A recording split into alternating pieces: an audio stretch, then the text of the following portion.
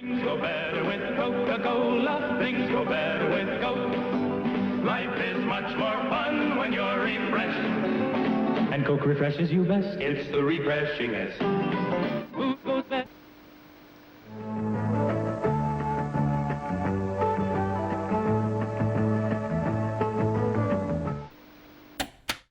Hello and welcome to another episode of Kate and Allie. So in case you haven't noticed by now, I'm kind of weird.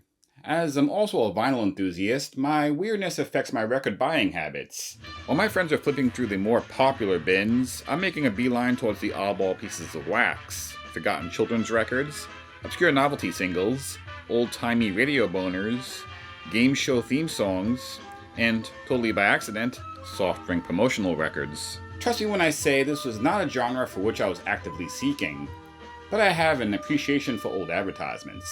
So when I come across something that ticks two boxes at once, I'm gonna throw money at it.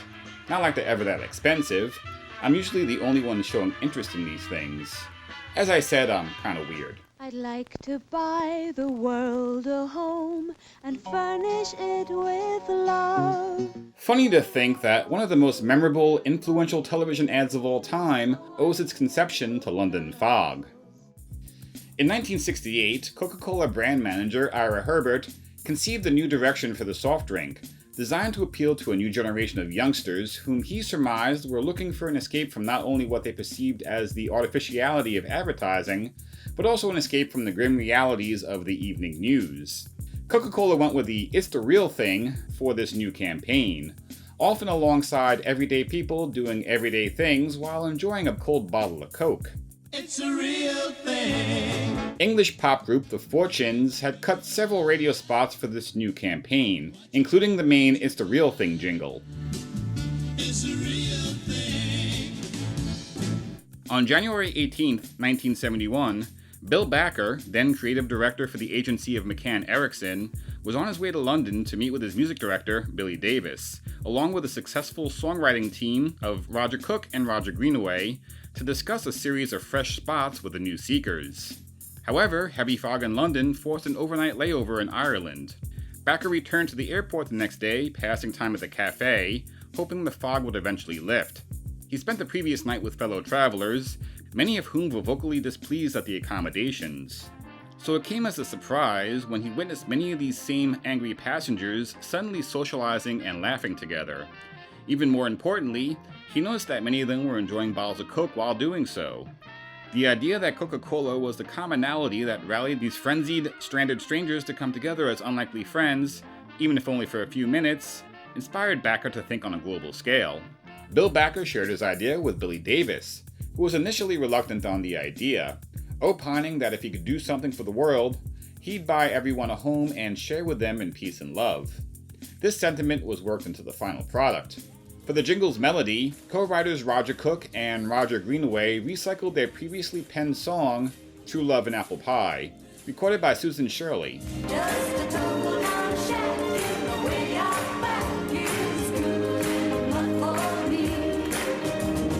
And while that version would be released in May of 1971, it had been overshadowed by the Coca-Cola 60-second radio spot recorded by the New Seekers and released to radio stations earlier that same year on February 12th. I'd like to buy the world a Coke and keep it company. It's the real thing.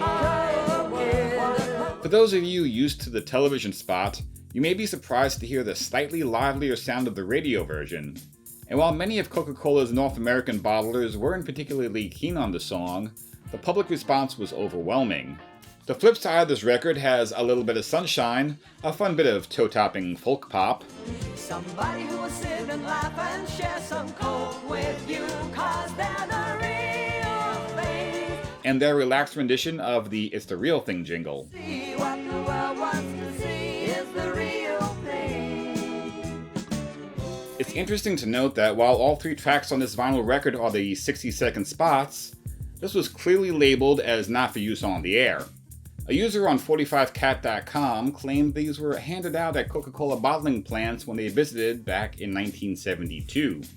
In response to the jingle's popularity, the company decided to turn it into a television commercial. The shoot was fraught with problems. Bad weather in London necessitated a change in location to Rome. Then the initial set of extras, all teenagers from a local orphanage, nearly trashed the set in rebellion, bored and angry after being locked in hot buses all day. Finally, with a smaller and slightly older group, they finally got their shots, however over budget they were by that point.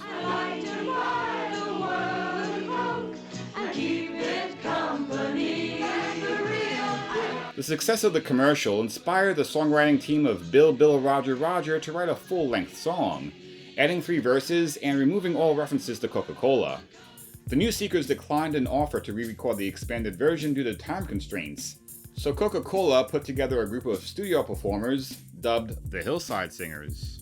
Their version was released in November of 1971 to immediate sales success, eventually peaking at number 13 on the US Billboard Hot 100. The New Seekers, seeing the popularity, changed their mind and recorded their version a couple of weeks later, which would peak at number 7 in the US and number 1 in the UK.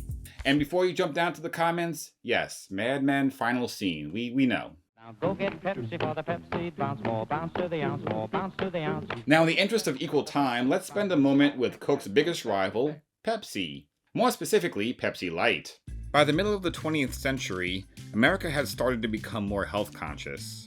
While those looking to slim down would engage in the rigorous workout routines of the day, such as calisthenics, hula hooping, and kami chasing, they also wanted to enjoy the occasional pleasure of a flavored carbonated beverage. Say now, don't you get any thinner? In 1952, the no-cal line of zero-calorie soft drinks hit the market. Originally developed by Hyman and Morris Kirsch as a way to sell soda to diabetic customers, it found greater success being marketed to dieters. Royal Crown Cola entered the diet soda market in 1958 with Diet Right, and in 1963, Coke introduced Tab. Pepsi answered back that same year with Patio Diet Cola. Everyone wants a drink that sounds like a floor. Later renamed simply Diet Pepsi the following year.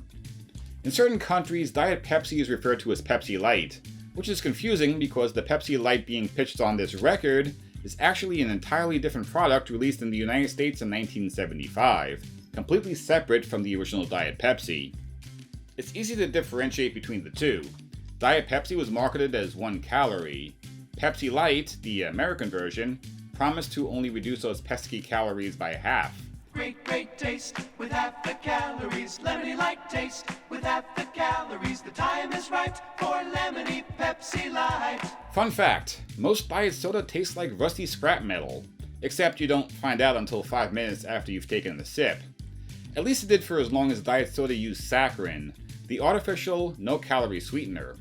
A common complaint was that it left behind a metallic aftertaste. Clean and bright, Pepsi Light, tangy light, Pepsi Light, light, lemony cola, with only half the calories. And there's the reason Pepsi Light plays up its lemony taste in the jingle. The flavoring was used to disguise the horrible mouth reminder of all those cancer-ridden lab rats. The time is right for Pepsi Light, lemony, Pepsi Light. We put a little lemony taste in and took out half the calories. While we've known since 2000 that saccharin was not, in fact, harmful to humans, that wasn't the case in 1983, when the Diet Cola industry switched to aspartame as the artificial sweetener of choice. This change prompted Pepsi to remove the lemon flavor from Pepsi Light in 1984. Likely as a result, sales eventually dropped off and the product was discontinued in 1988. But at least we still have the catchy jingle on this record, along with a 60-second radio spot. Until now, you had to choose between good taste and low calories. Until now. Now there's Pepsi Light, with only half the calories of regular colas and refreshing lemony taste.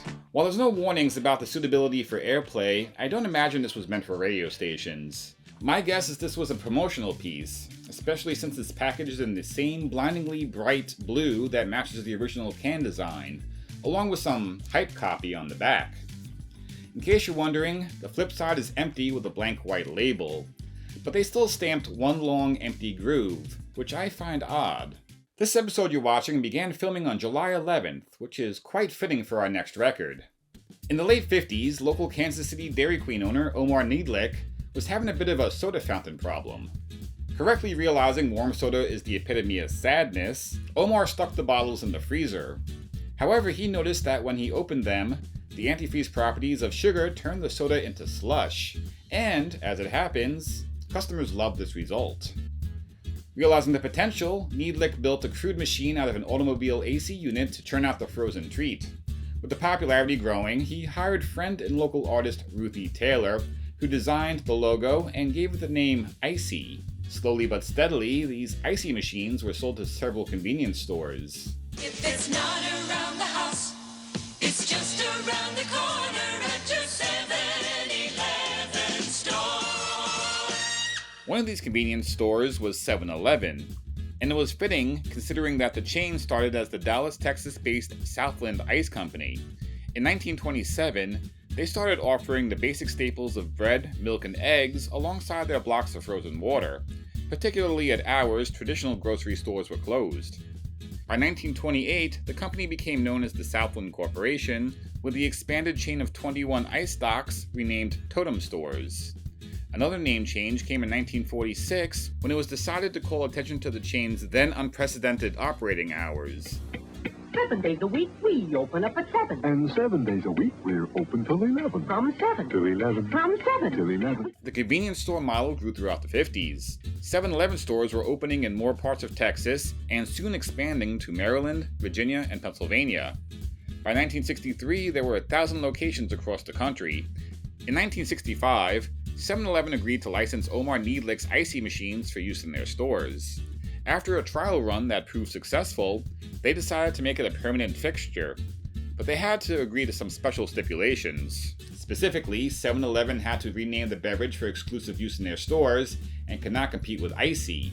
Bob Stanford, ad agency director for 7-Eleven, came up with the name Slurpee as an homage to the sound the straw makes as it struggles to consume that last centimeter of drink that stubbornly refuses to comply with the laws of suction. The Slurpee has long been a cornerstone of 7-Eleven's marketing, with several promotional tie-ins, contests, and giveaways centered around the frozen treat. Now at participating 7-Eleven stores, you can get a free plastic video game trading cup with every purchase of a 16-ounce Slurpee. The most memorable of these came with the release of the Dance the Slurp record in 1967, which were made available at local 7-Eleven locations.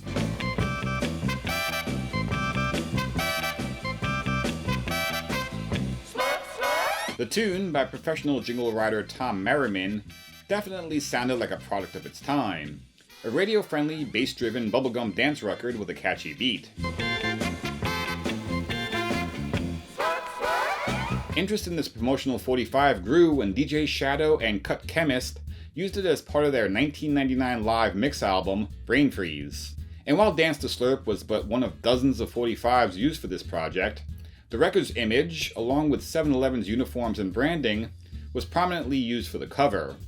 This, unsurprisingly, led to a cease and desist, halting further production after the initial 2,000 copies. But it still survives today as a bootleg and is also easily found online on both YouTube and SoundCloud. The flip side, entitled The Strange Things ... that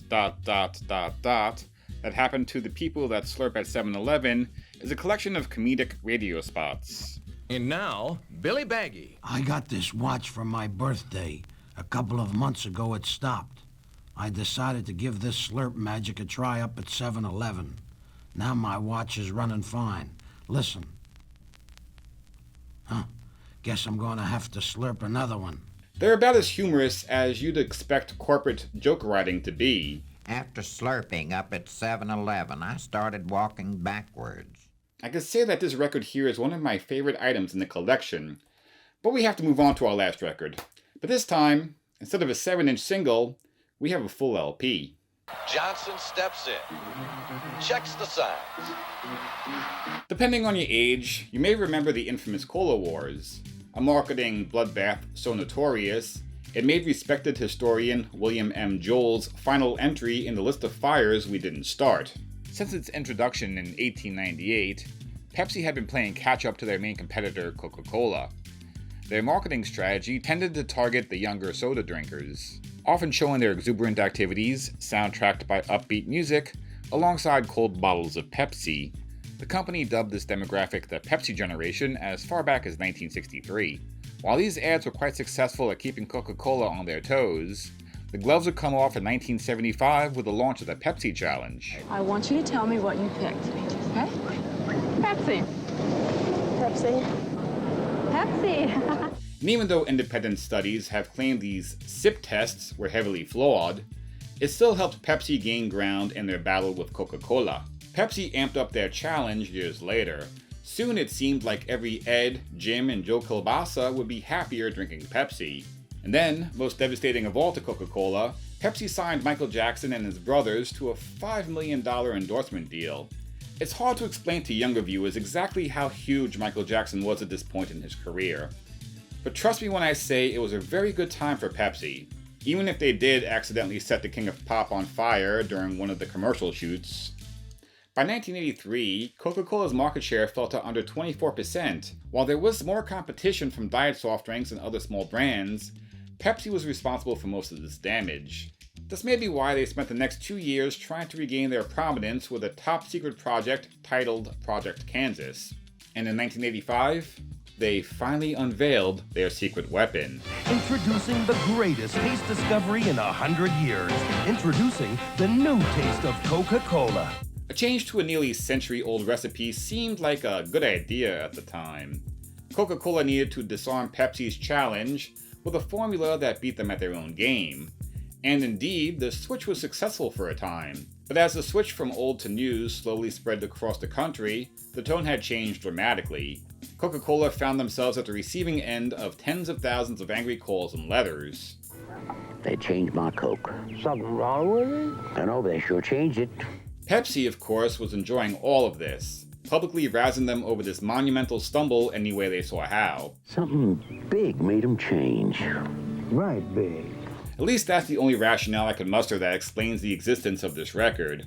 Pepsi is the universal refreshment, but has it always been that way, Professor? As far as I can remember. Unlike the rest of the records I covered in this video, this one was not an advertisement for the general public. Instead, the 1986 Pepsi advertising premiere was very likely a souvenir for employees, bottlers, and other company-related individuals. And that's because it's an industrial musical. All the effort and expense of a traditional Broadway extravaganza, except for a strictly limited audience consisting of people who will applaud approvingly at anything if it means keeping their jobs. In the blink of an eye, suddenly a new prize fight. In all fairness to Pepsi, they are far from the only company to spend millions on industrial musicals. But by the mid-1980s, these were becoming woefully outdated, no matter how many robot voices or synthesizers you throw in. Hey boss, it's 10:30 now. Time for our coffee break. I have to make a personal phone call. Not having any first-hand knowledge of the stage production I would imagine existed alongside this souvenir record, I could only assume it took place in a world that strongly resembles a level from the Pepsi Man video game. Singers lyrically fantasize about a future where Pepsi is available on every constellation in the universe. To bring Pepsi refreshment to all constellations. And the wonders of automation are lyrically celebrated for the audience, except for those who had been laid off due to automation. It's a nice old-fashioned business, high efficiency, high tech. With systems that do everything but cash your weekly check. And then there's this bouncy tribute to Slice, the fruit-flavored soda Pepsi introduced 2 years earlier. Any way you slice it, it's the soft drink hit of the year. Which struggles to say much about the drink other than, yeah, we made Slice.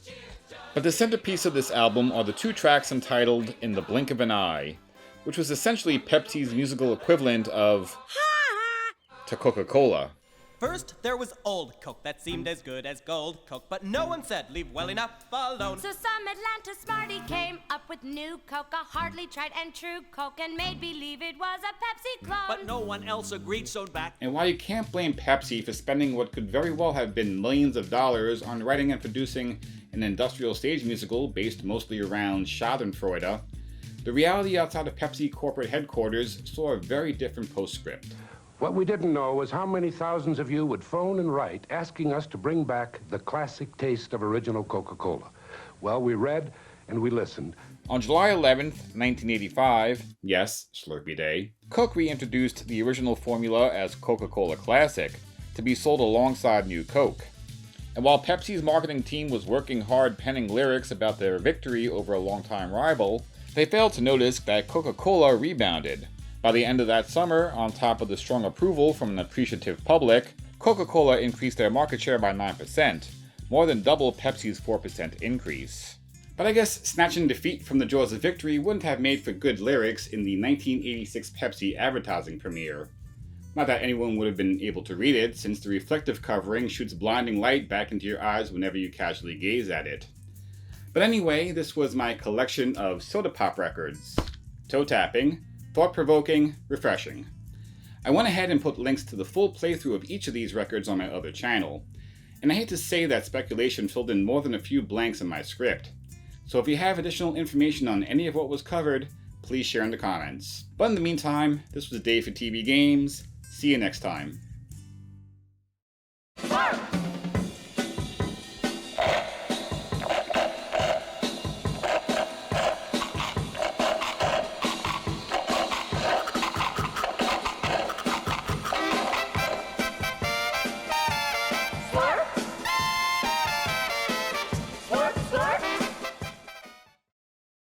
Two bottles of cola back here, and you don't know which is which. No, I don't. We have never met before. That's correct. Right, okay. Except at my sister's wedding, you know.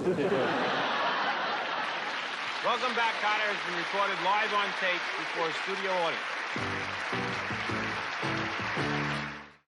Oh, my boyfriend and I just couldn't seem to dance with each other. He'd step on my toes. Well, I decided to try slurping at 7-Eleven. And that very night we walked out there on the dance floor, he stepped on my toe again.